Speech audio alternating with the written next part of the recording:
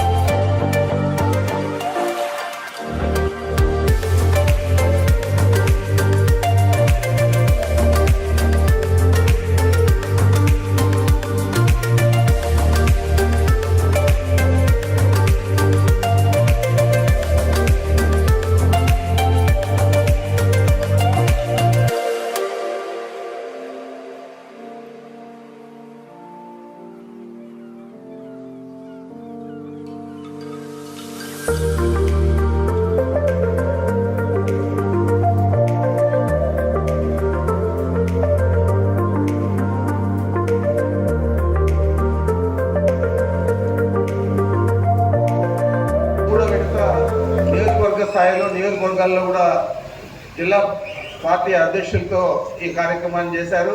మన నియోజకవర్గానికి కూడా 10వ తేదీ మన పల్లిలో అంటే చదువుల ఎర్రతవారిపల్లిలో చేయడం జరిగింది.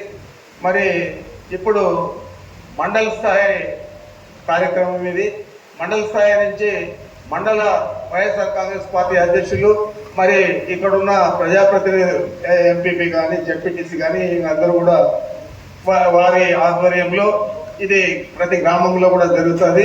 దీనికి ముఖ్యంగా చెప్పాల్సిన అవసరం లేదు, ఆ పేర్లోనే ఉంది, బాబు షూరిటీ మోసం గ్యారంటీ అని.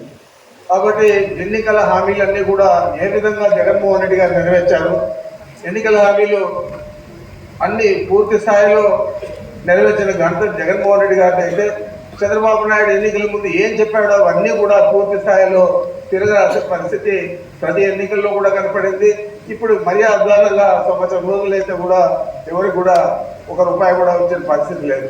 ఏదో తూతూ మంత్రంగా పాత పెన్షన్లలోనే 5-6 లక్షలు తీసేసి ఆ పెన్షన్లు ఇస్తా ఉన్నారు. 50 సంవత్సరాలకి ఇస్తా అని చెప్పాడు, అది ఇవ్వలేకపోయాడు. అదేవిధంగా మహిళలకి ఈరోజు బస్సు ఆగస్టు నుంచి అన్నాడు. మరి ఆ రోజు ఏం చెప్పాడంటే ఆంక్షలు లేవు, శ్రీకాకుళం నుంచి కుప్పం దాకా మహిళలు బస్సు ప్రయాణం చేయొచ్చు అని చెప్పారు. ఇప్పుడు ఇంకా అమలు చేయకముందే ఇప్పుడు చెప్తున్నారు జిల్లా స్థాయిలోనే ఈ బస్సు పథకం అని. జిల్లా స్థాయిలో అంటే మనం ఎన్ని జిల్లాలు మారాలా?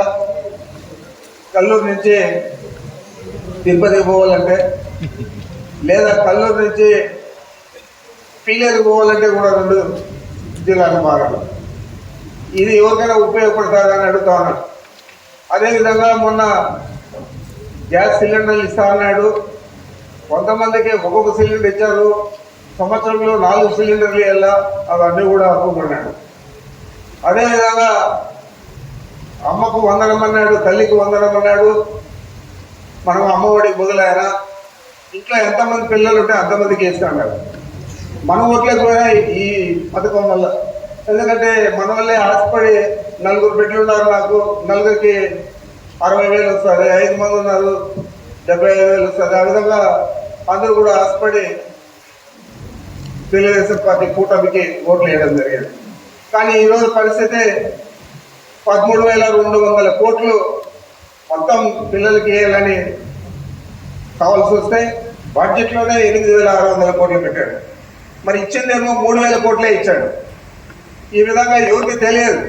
అదే జగన్మోహన్ రెడ్డి గారు బటన్ నొక్కితే కంప్యూటర్లో కనపడుతుంది ఎవరికి వచ్చింది ఎవరికి రాలేదు, మొత్తం ఎంత అమౌంట్ వేశారు, మొత్తం ఎంత కావాలా ఈ పథకానికి, అదంతా కూడా కంప్యూటర్లో కనపడుతుంది. కరెక్ట్గా వేసాడో లేదా అని అందరూ బేరీజ్ చేసుకుంటారు.